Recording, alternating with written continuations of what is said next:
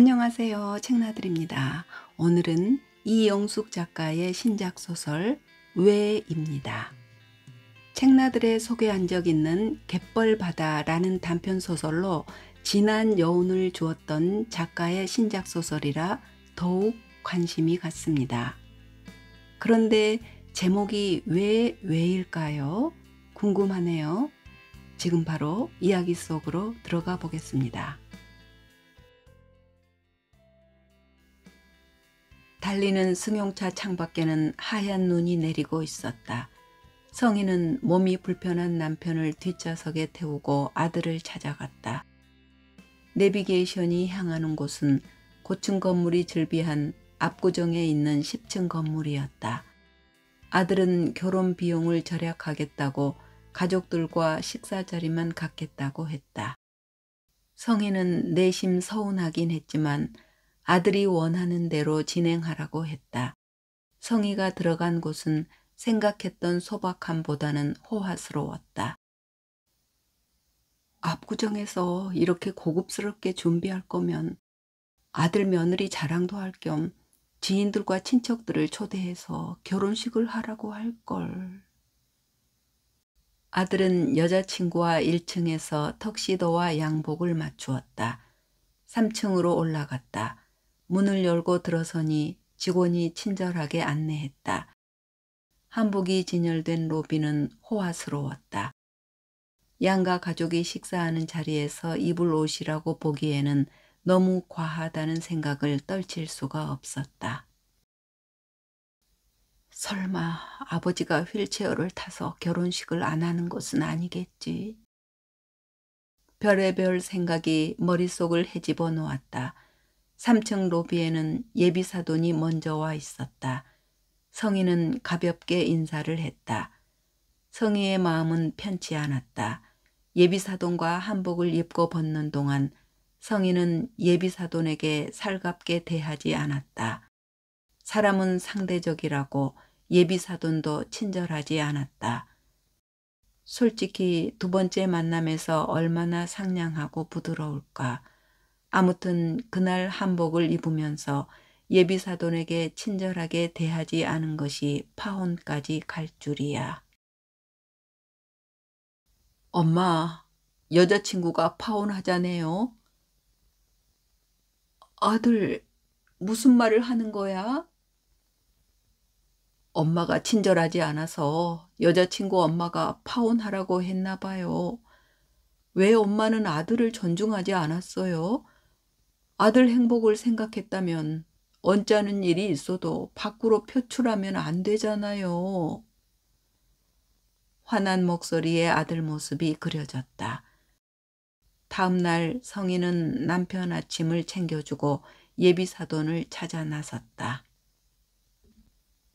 사냐는 하얀 꽃이 피어나고 도로는 미끄러웠다. 성희는 승용차를 물끄러미 바라보다가 대중교통을 선택했다. 지하철을 4번 갈아타고 29번째 역에서 내렸다.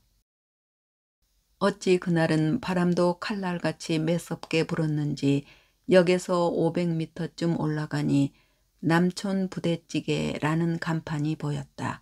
성희는 식당 근처 카페로 들어가 전화번호를 눌렀다. 여보세요? 예비사돈의 음성이 들렸다. 저 사돈 될 사람입니다. 사거리에 있는 미소 카페입니다. 잠시 뵙고 싶습니다. 제 딸이 아들과 해결한다고 하네요. 기다리지 마세요. 전화가 뚝 끊어졌다. 이 상황을 어떻게 이해해야 할까? 성희는 사지가 바들바들 떨렸다. 아니, 결혼할 여자친구와의 신뢰가 이 정도라니. 믿어지지 않았다. 성희는 간신히 정신을 부여잡고 지하철 의자에 앉아 등을 기댔다. 성희가 연애하던 그 시절에는 교통이 불편했다. 출근 시간에 버스를 타면 숨을 쉴 수가 없었다. 밀치고 밀쳐서 몸과 다리가 따로 있을 때도 있었다. 어쩌다 버스 기사가 급브레이크라도 밟을 때면 승객들이 뒤엉켰다. 어느 날 출근 시간이었다. 할머니가 무단횡단하는 것을 미처 보지 못한 기사가 급브레이크를 밟았다. 버스 안에 있는 승객들이 아우성을 쳤다. 성희도 그 버스 속에서 중심을 잡지 못하고 이쪽 저쪽으로 밀쳐졌다. 그때 누군가가 성희 어깨를 감싸 안았다. 성희가 놀란 눈으로 올려다보니 버스 정류장에서 자주 마주치던 사람이었다. 승객들이 하나 둘 내리고 그와 성희는 같은 좌석에 앉았다. 그는 조심스럽게 물었다. 내일 퇴근하고 시간 있으세요? 성희는 고개만 끄덕였다. 자주 마주쳐서 그런지 크게 거부감이 없었다. 그는 시간과 장소를 말하고 버스에서 내렸다. 다음 날 성희는 급하게 처리할 일들이 많아서 1시간 늦게 약속 장소에 도착했다. 1시간을 기다릴 수 있을까? 성희는 다방 문을 밀었다. 담배 연기가 자욱한 다방 구석진 곳에서 그가 문 쪽으로 걸어왔다. 미안합니다. 약속 시간을 잊은 줄 알았어요. 그는 다방 옆 골목에 있는 삼겹살 집으로 들어갔다. 식당 안에는 연기가 가득하고 삼겹살 굽는 냄새가 진동했다. 2층으로 올라가 창문 쪽에 자리를 잡았다. 그는 고기를 노릇노릇 구워서 접시에 놓고 성희에게 맥주를 따라 주었다. 그는 그 무엇도 묻지 않았다. 그저 소주만 따라 마셨다. 무슨 저런 놈이 있어? 왜 만나자고 한 거야? 성희는 이 어색한 분위기 때문에 식당을 박차고 나오고 싶었지만 성깔을 꾹 누르고 맥주를 마셨다. 식당을 나와 택시를 타고 집으로 가면서도 말이 없던 그는 성희의 손을 잡았다. 맥주 한 잔 더 하실래요? 아니요. 아버지가 대문 밖에서 기다리고 계세요. 다음에요. 그가 하는 행동은 호감이 가지 않았지만 왠지 모르게 성희는 그에게 마음이 끌렸다. 일요일 오전 성희는 콩나물을 사려고 구멍가게로 들어갔다. 그런데 뜻하지 않게 그가 담배를 사고 있었다. 성희는 놀란 눈으로 그를 쳐다보았다. 여기는 어쩐 일이세요? 얼른 준비하고 나와요. 그는 반가운 표정으로 스치듯이 말했다. 성희가 가는 길목에는 담배꽁초가 소복이 쌓여 있었다.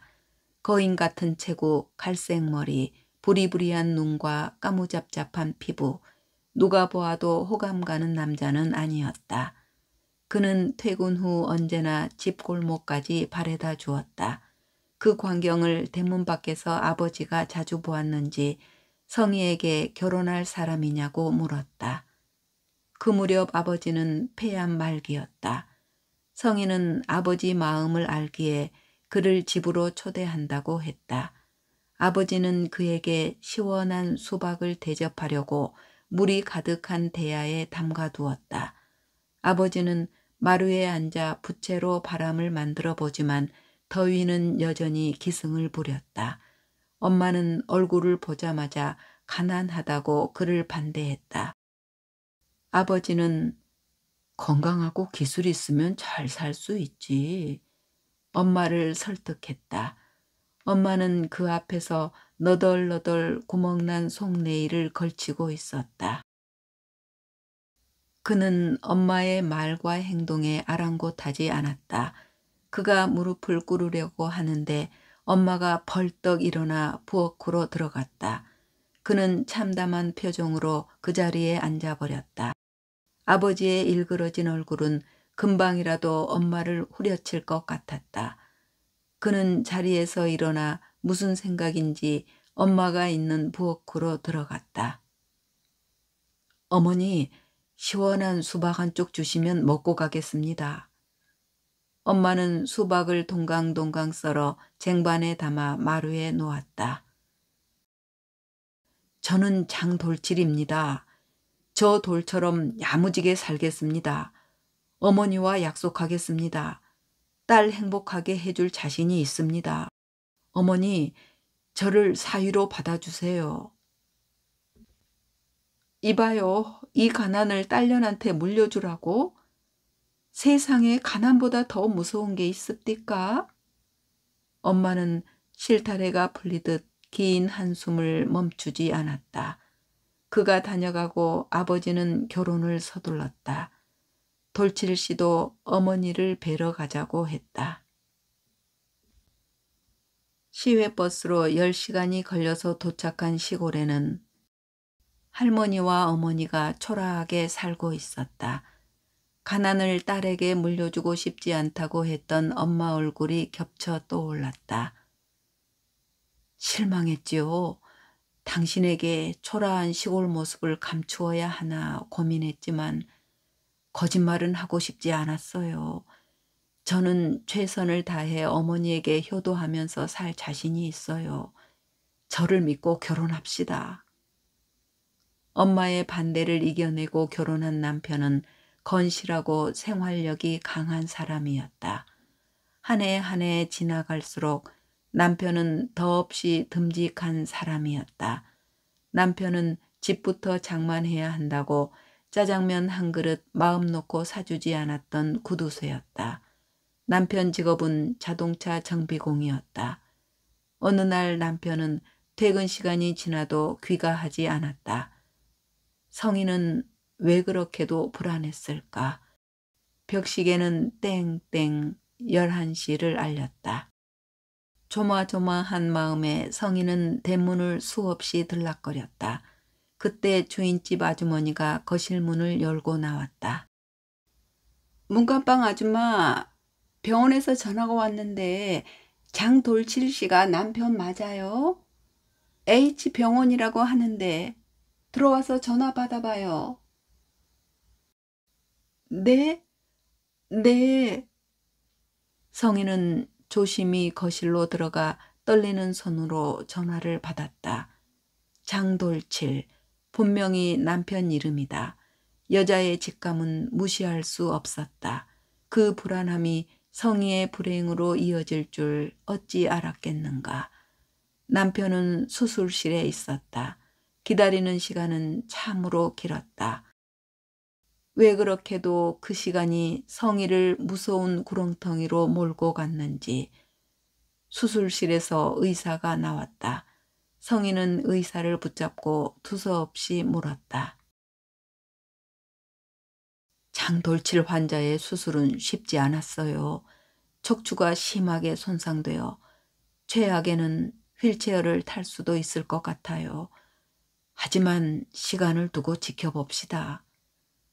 이제 40 중반인 나이에 이런 일이 있다니 하늘이 무너지는 아픔이었다. 남편은 자동차 정비를 하고 시운전하러 도로로 나갔다가 큰 접촉사고가 났다.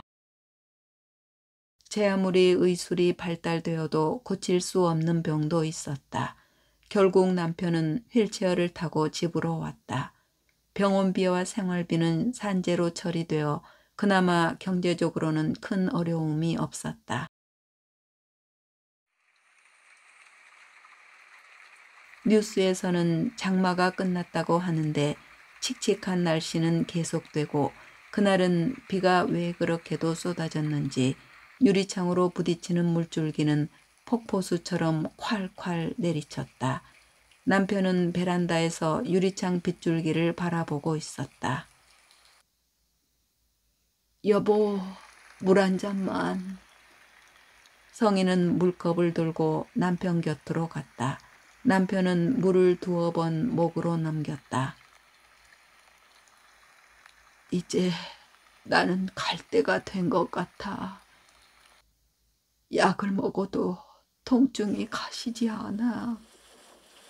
결혼하면 당신을 행복하게 해주겠다는 장모님과의 약속을 지키지 못했네.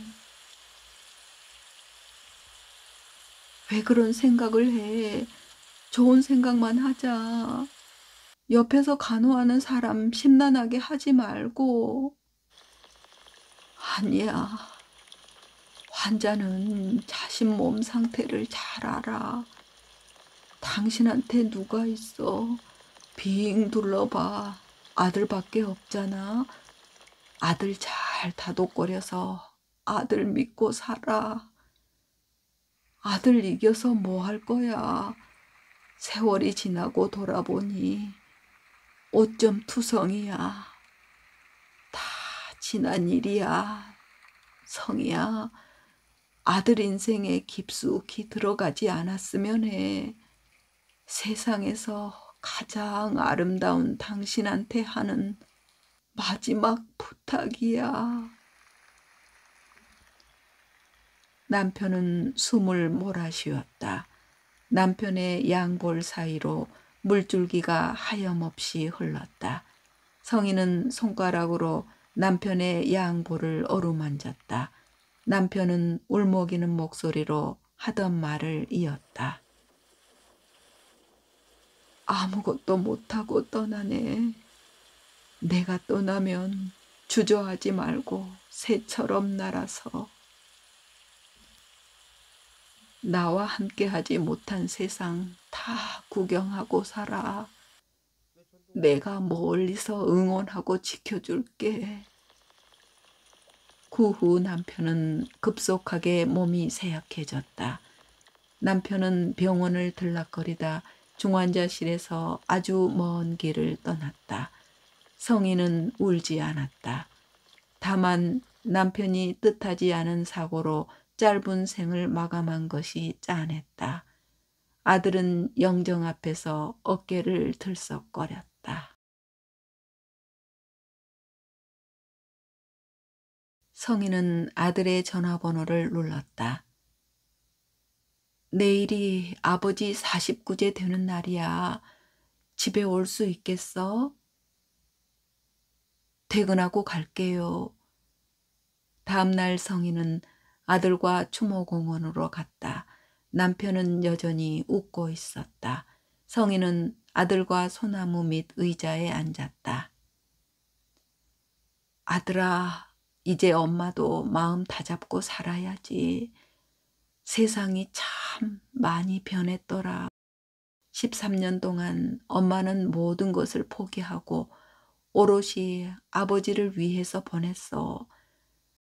아버지는 사람들이 많이 모이는 공원이나 개천가를 무척 싫어했지. 휠체어를 타고 있는 자신의 초라한 모습을 타인들에게 보여주고 싶지 않다고 하더라. 아버지를 설득도 했지만 먹히지 않았어.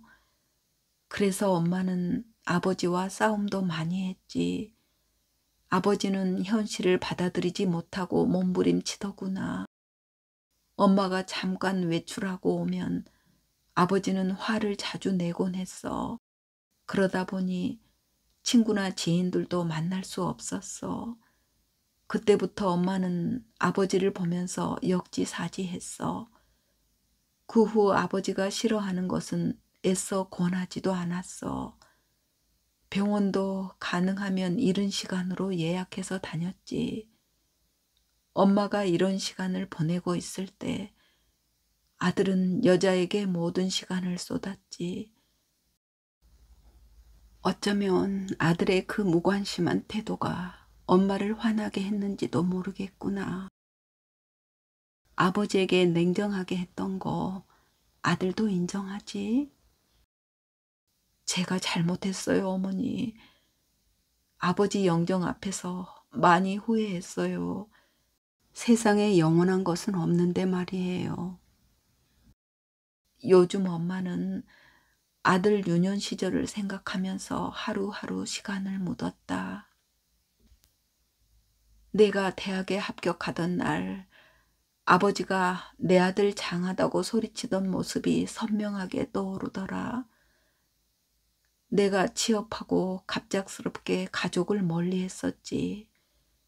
엄마가 너를 원망할 때마다 아버지는 젊어서 그러니 기다리자. 그렇게 엄마를 다독거리더라. 지나간 아픈 일들 가슴에 묻지 말고 바람처럼 날려버리자. 아들이 엄마를 소중하게 여겨야 남도 엄마를 존중하지 않겠어? 여자친구가 엄마를 얼마나 가짱게 봤으면 하루아침에 파혼할 수 있는지. 아들과 보낸 시간이 5년인데 사돈에게 살갑지 않게 했단 이유로 어떠한 여지도 주지 않고 파혼 통보를 한 그 여자친구가 소름 끼치도록 무섭더라. 엄마 때문이라는데, 엄마 때문이라는데, 엄마가 아들 앞길을 망쳤다는데 어떻게 정상적인 생활을 할 수 있었겠어? 내 얼굴 보는 게 죽기보다 힘들었다. 결혼에 대한 가치관이 엄마 시대와는 비교할 수 없이 변했다는 것을 엄마는 모르고 살았더라. 엄마, 앞으로 지켜보세요. 저 잘하고 살게요. 아들은 자리에서 일어나 성큼성큼 승용차 있는 곳으로 걸어갔다. 다음 날 아들은 남아있는 소지품을 챙겨서 집을 떠났다. 성인은 남편의 남은 유품들을 하나하나 정리했다. 여행은 언제 떠나도 설렘이 넘실거린다.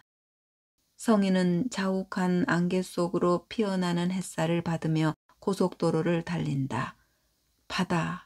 바다는 성희의 안식처다. 그 누가 시간이 약이라고 했던가. 지나고 보니 시간보다 명약은 없다.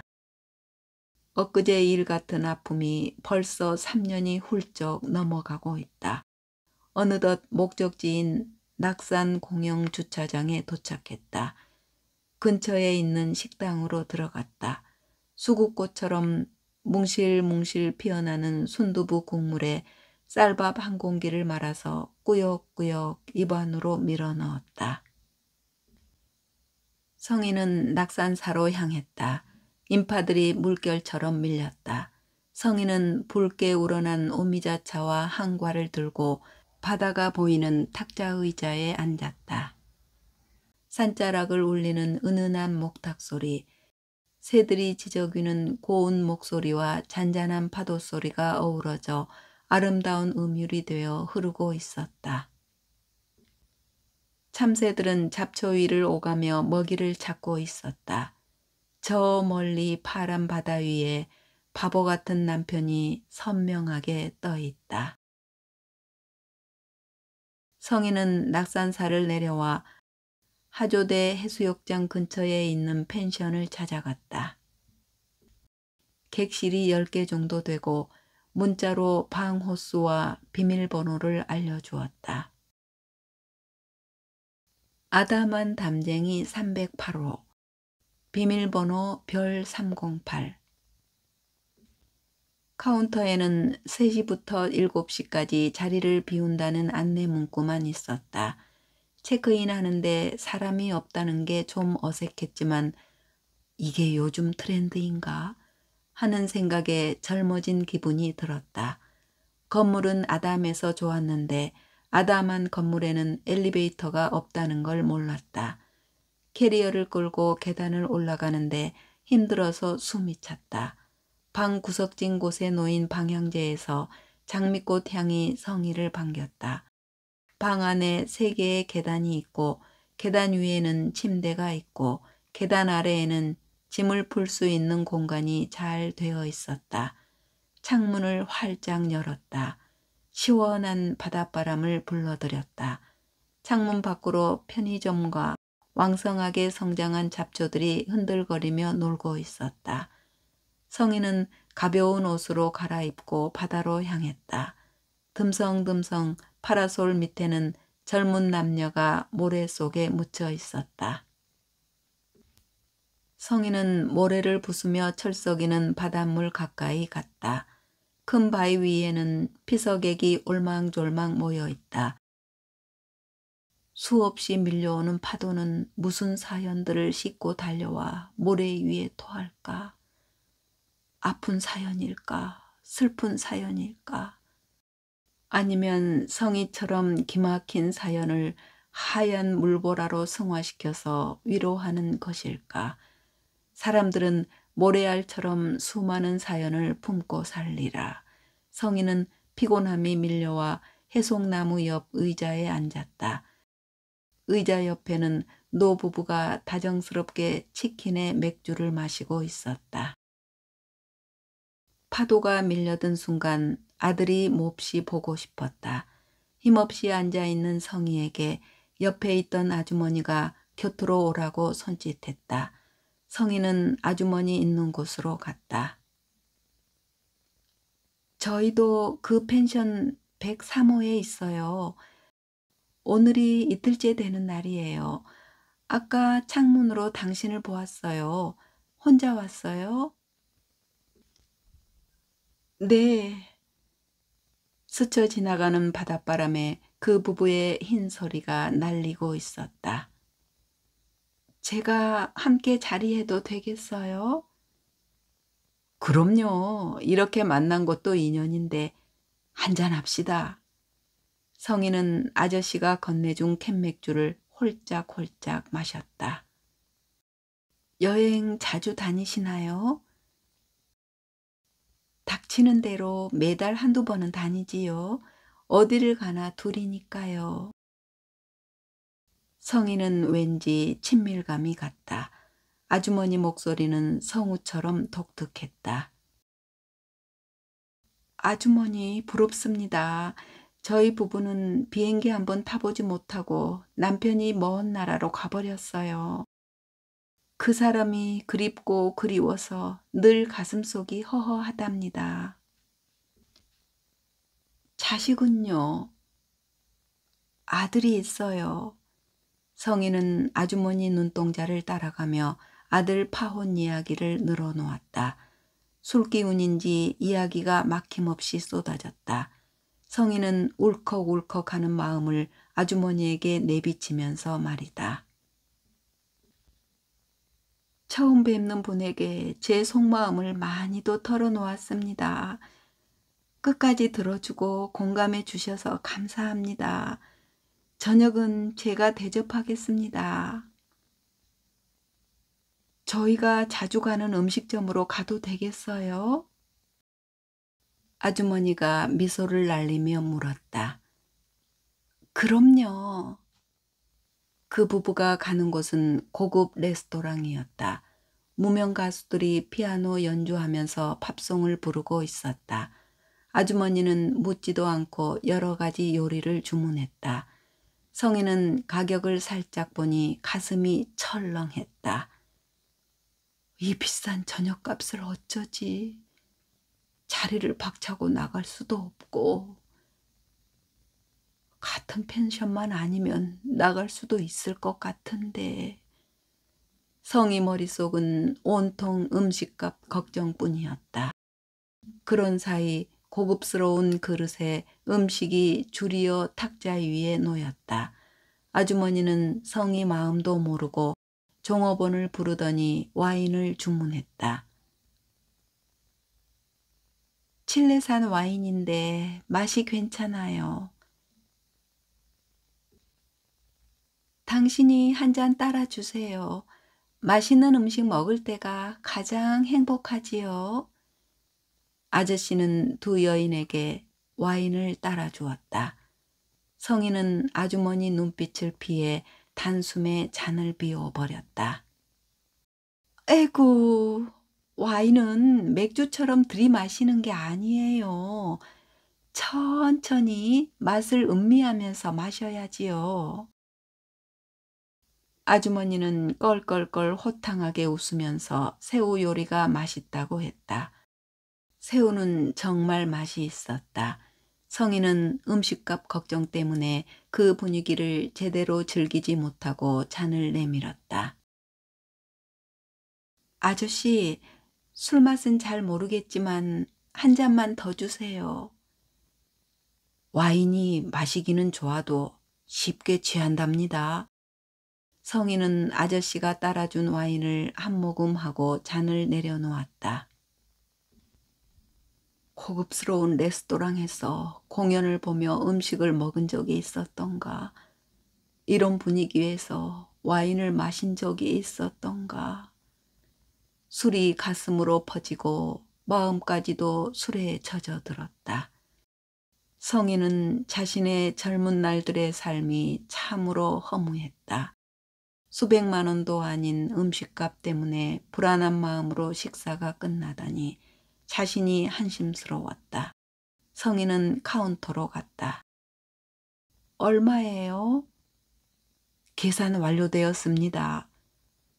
돌아보니 부부가 웃으면서 서 있었다. 제기랄, 이럴 줄 알았으면 맛있는 새우까지 남기지 말고 다 먹을 걸.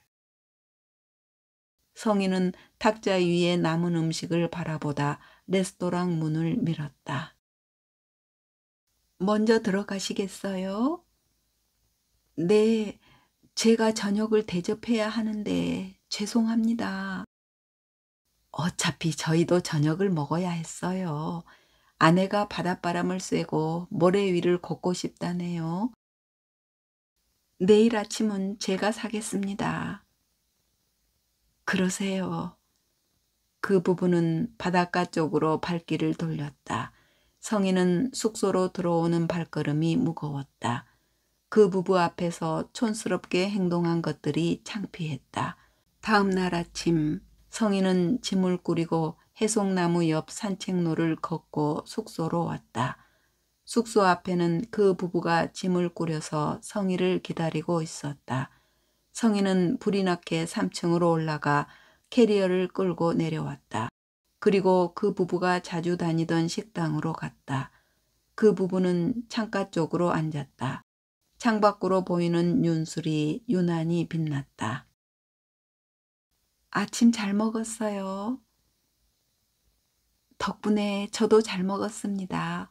언니처럼 포근하게 대해주셔서 감사합니다. 저희 부부는 전국을 다니며 색소폰 공연을 합니다. 아주머니도 시간이 허락하면 봉사하는 길을 찾아보세요. 그리고 아들을 위해 엄마가 마음을 비우세요.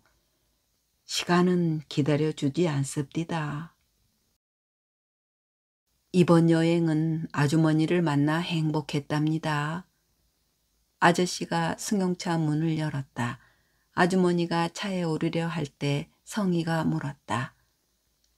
실례가 안 된다면 아주머니 연세를 여쭤봐도 될까요? 궁금합니다.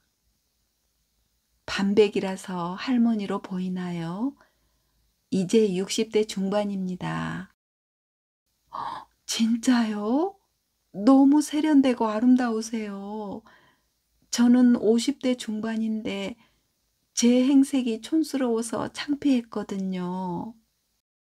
그렇게 봐줘서 고마워요. 저도 실례가 안 된다면 전화번호 물어봐도 될까요? 성인은 아주머니 핸드폰에 번호를 입력했다. 성인은 허균 허난설원 기념공원에 도착했다. 기구한 인생을 살았던 허난설원 생가 구석구석을 둘러보았다. 생가 앞 소나무 밭으로 발길을 옮겼다. 하늘을 찌를 것처럼 곱게 뻗은 소나무에는 1번부터 300번이 넘는 번호표가 붙어 있었다. 웅장하다는 표현은 이럴 때 쓰는 것 같다. 선생님, 이 소나무들은 왜 번호표가 있나요? 관리번호입니다. 소나무는 해물을 막아주어서 꼭 필요한 나무거든요. 성인은 소나무 밑 의자에 앉았다. 소나무 향기가 그윽하고 맑은 공기가 가슴으로 파고들었다. 그때 핸드폰이 울렸다. 아들, 무슨 일이야? 엄마는 무슨 일이 있어야 전화하나요? 집에 엄마가 없어서요. 어디세요? 강릉이야. 조심히 다니세요. 철커덕 전화가 끊어졌다. 아들 목소리가 퉁명스러웠지만 싫지는 않았다. 성인은 바다를 바라보며 예약해 놓았던 숙소를 찾아갔다. 성인은 11층 객실로 올라갔다. 바다를 내려다보았다. 가슴이 확 트였다. 벌러덩 침대에 누웠다. 눈이 사르르 감겼다. 핸드폰의 울림을 자장가로 듣고 고온히 잠이 들었다. 1시간이 지나서야 벨소리에 핸드폰을 열었다.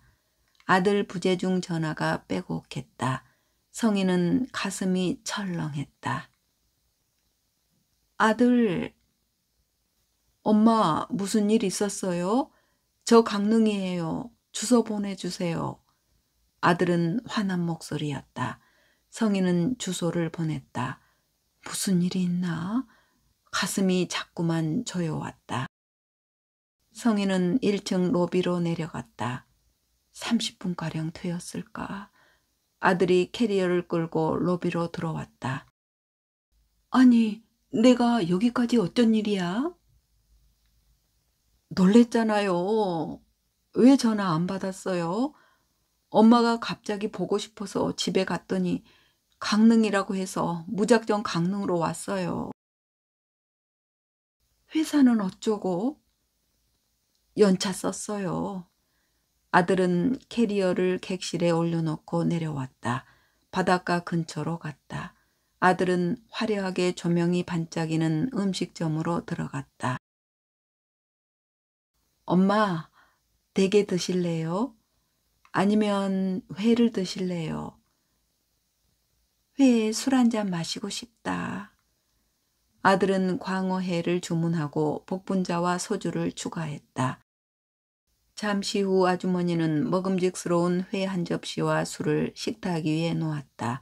아들은 성이 술잔에 붉은 복분자주를 따랐다.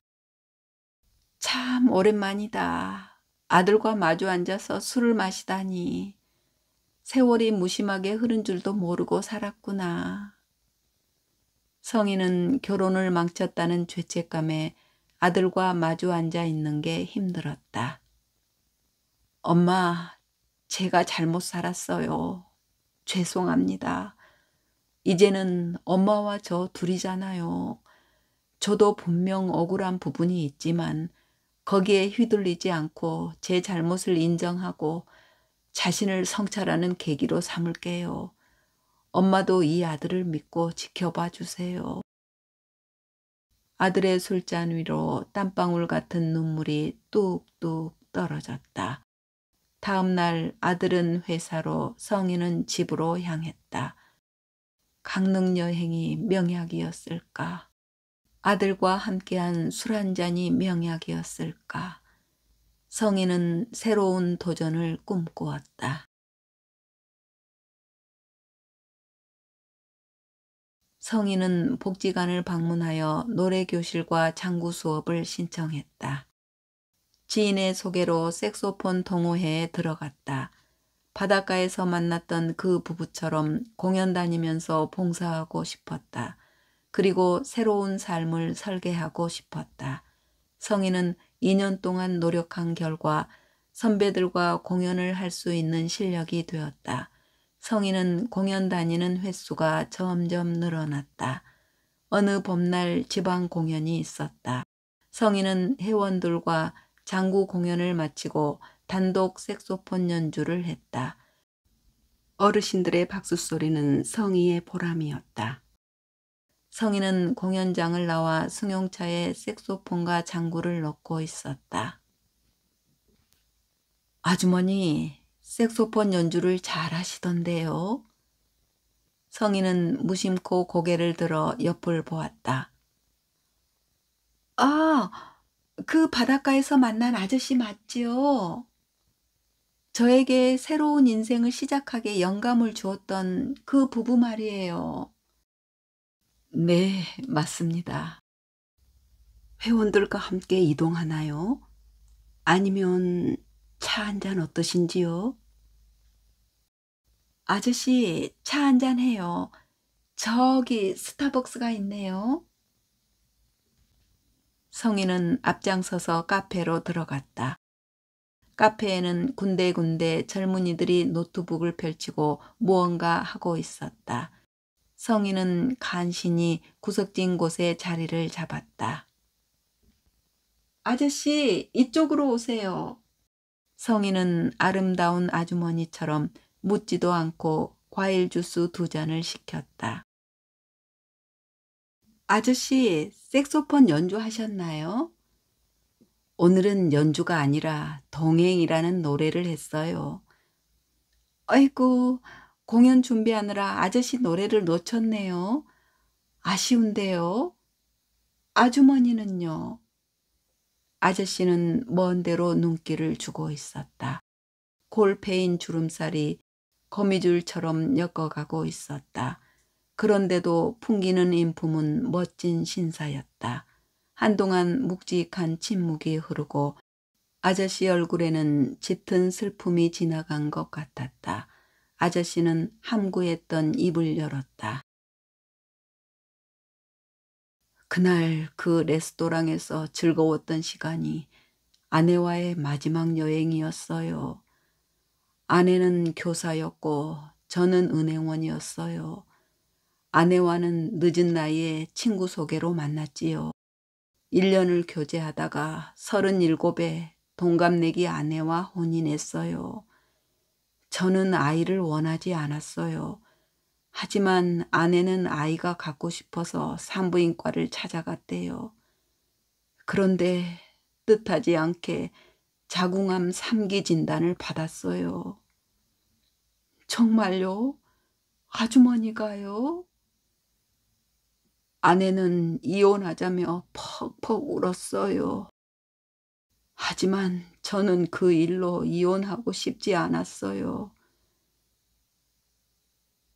아내는 피나는 노력으로 암을 극복했지요. 저는 아내에게 아이를 입양하면 어떠냐고 제안을 했어요. 아내도 싫어하지 않았어요. 아내의 동생이 소개해준 남자아이는 부모 없이 할머니와 열악한 환경에서 살고 있었어요. 아내는 3살 사내 아이와 할머니를 집으로 데려왔어요. 할머니는 손자 곁에서 오래 있지 못하고 지병으로 돌아가셨어요. 아내는 남달리 아이와 사이가 좋았어요. 아내는 아이를 데리고 여행 가기를 좋아했어요. 그 아들이 성장해서 변호사가 되더니 여행을 자주 보내주었지요. 그럼 그 펜션도 아들이 보내주었나요? 효자 아들을 두신 아주머니에게 제 아들 이야기를 했네요. 아들은 잘 지내고 있지요? 네, 다행히도요. 한 세상 살면서 희노애락 없는 가족이 있을까요? 아저씨는 가슴이 답답한지 주스를 목으로 들이부었다. 그리고 아주머니 이야기를 이어갔다. 암이란 놈이 다시 아내를 찾아와 여러 장기로 전이가 되어서 결국은 돌아올 수 없는 곳으로 갔어요. 벌써 아내를 보낸 지 3년이 넘어가네요. 레스토랑에서 호탕하게 웃던 아주머니.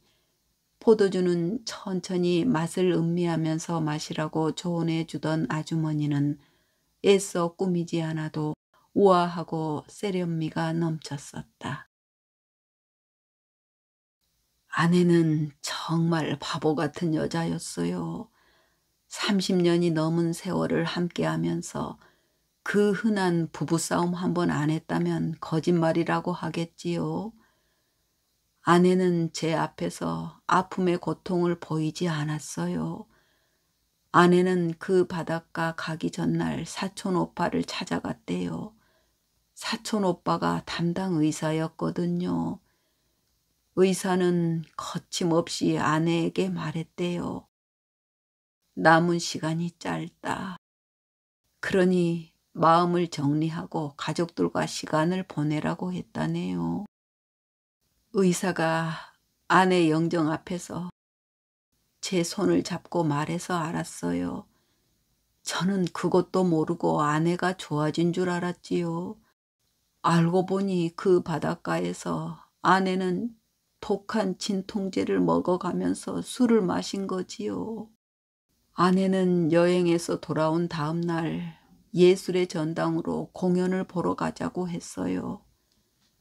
고요한 공연장에서 피아니스트의 장엄한 연주를 들으면서 아내는 내 손을 자주 잡았지요. 공연이 끝나고 아내는 호텔로 갔어요. 아내는 하나하나 미리 준비한 것 같아요.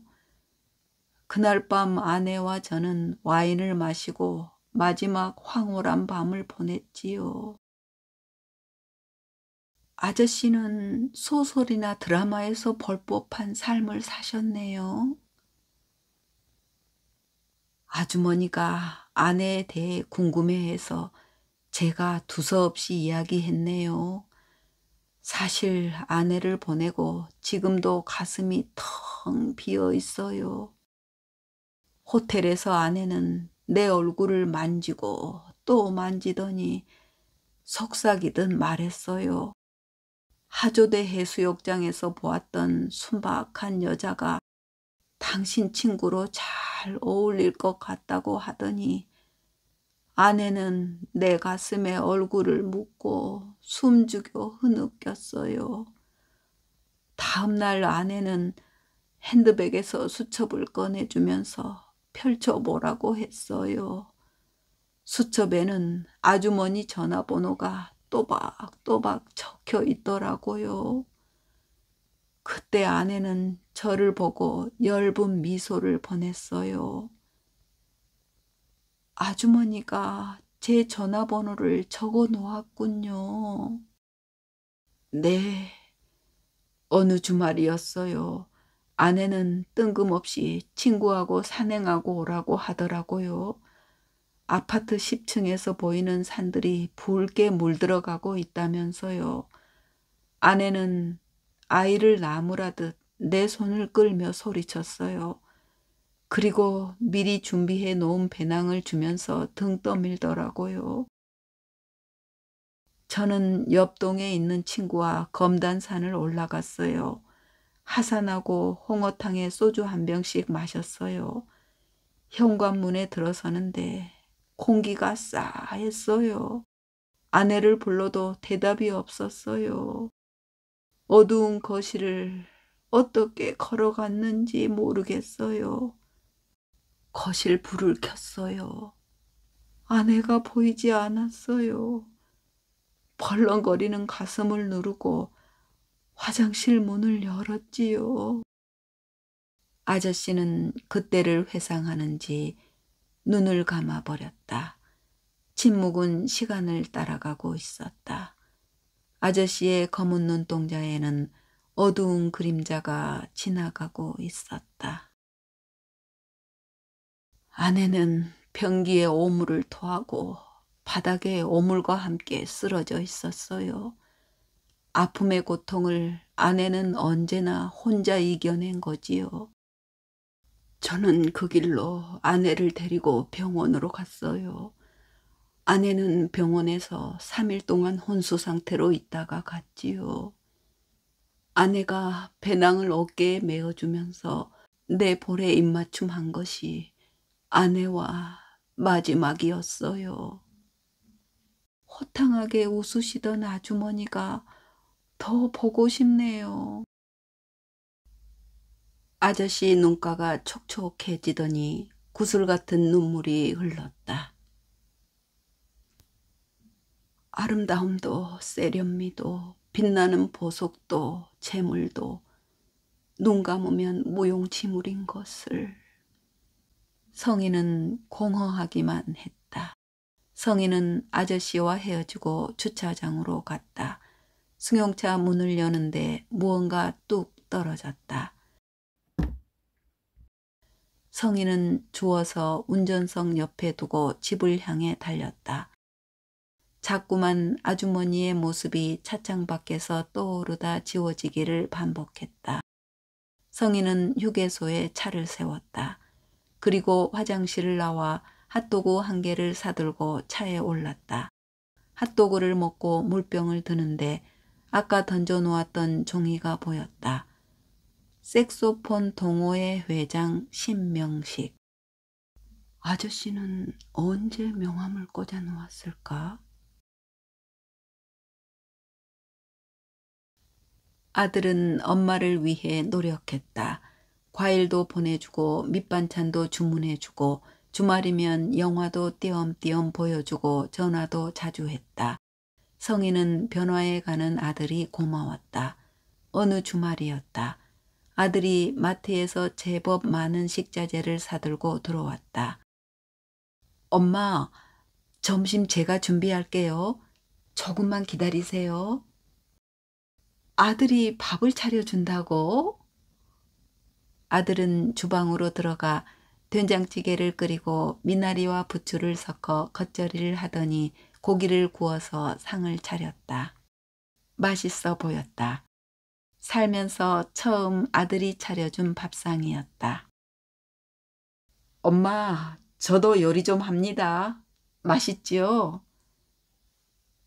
생각보다 맛있어. 언제 이렇게 요리를 배운 거야? 아들은 입꼬리를 올리며 만족스러워했다. 엄마, 아픔도 계절 따라갔나 봐요. 엄마, 아들 듬직하지요? 엄마도 아들이 멋지다고 인정하잖아요. 큰 경험과 아픔을 겪어서 그런지 세상 보는 게 달리 보인다니까요. 어? 내 아들이 언제 이렇게 능구렁이가 된 거야? 아버지가 보고 좋아하겠다. 엄마, 파혼한 여자친구가 다시 시작하자고 해서 혹시나 엄마가 용서하고 허락이 떨어지면 그때 생각해 보자고 했어요. 뭐라고? 사랑하는 우리 엄마, 다음 주에 또 올게요.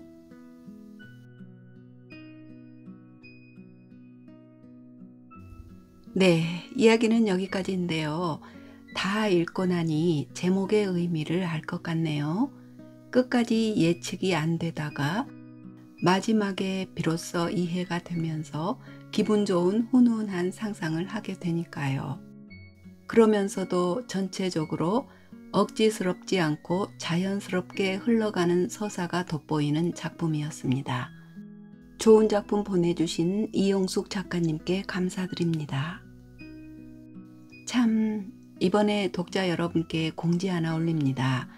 예전에 책나들에 올렸던 작품 중에 혹시 박완서 작가의 한 말씀만 하소서 기억나시나요? 그런데 이번에 박완서 작가의 따님이신 호원숙 작가님께서 한 말씀만 하소서는 장편 소설이 아니고 일기라고 수정을 해달라 하셨습니다.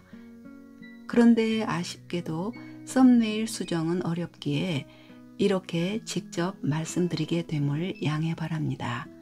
아울러 박완서 작가의 한 줄 한 줄 가슴 절절하게 쓰인 좀처럼 만나기 어려운 귀하고도 귀한 작품 한 말씀만 하소서.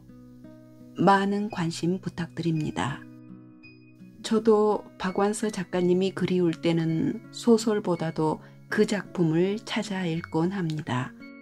그 어떤 소설도 실화를 능가할 수는 없으니까요. 그러고 보니 또 생각나는 작품이 있습니다. 박주정 선생과 707명의 아이들입니다. 이 작품 역시 실화이기에 들어도 감동을 줍니다. 네, 오늘은 얘기가 조금 길어졌습니다. 그럼 저는 또 다음 주에 찾아뵙도록 하겠습니다. 고맙습니다.